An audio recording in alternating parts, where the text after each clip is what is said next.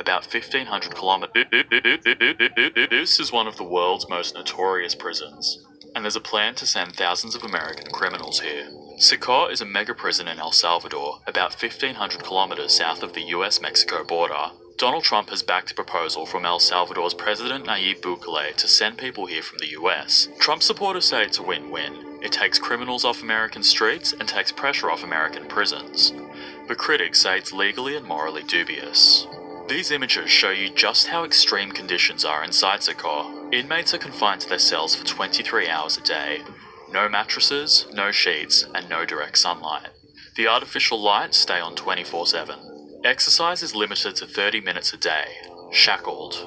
Each cell holds over 100 inmates in 80 bunks, with just 2 toilets per cell. Water is controlled by guards. Medical care is minimal, and the surveillance is constant.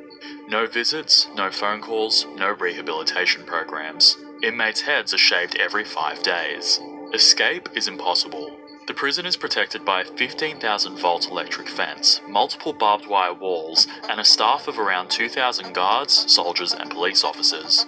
But there's another major obstacle to this plan. Of course, the biggest concern about this plan is that it's probably illegal. The United States has a constitution. That constitution does not allow the government to deport US citizens to a foreign country.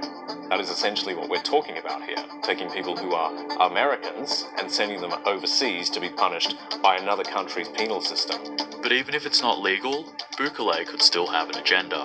I think pretty much every party involved in this proposal, and that includes the president of El Salvador, know that it can't really go ahead, that it's not legal. So what that means is this is more a symbolic move from the president of El Salvador. He is trying to get in Donald Trump's good books. Now, while Bukele's administration in El Salvador has been quite successful at clamping down on the murder rate and on violent crime in general, economically there's a lot more to worry about.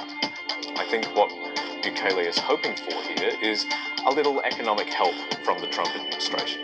As he's crime in general, economically there's a lot more to worry about.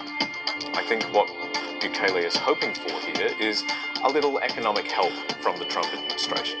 As he said in his offer, a little amount of money for the United States goes a long way in El Salvador. So if he can get in Donald Trump's good books, get a little bit of economic injection from the United States, that's going to help him a lot, and it's not going to cost Donald Trump much at all.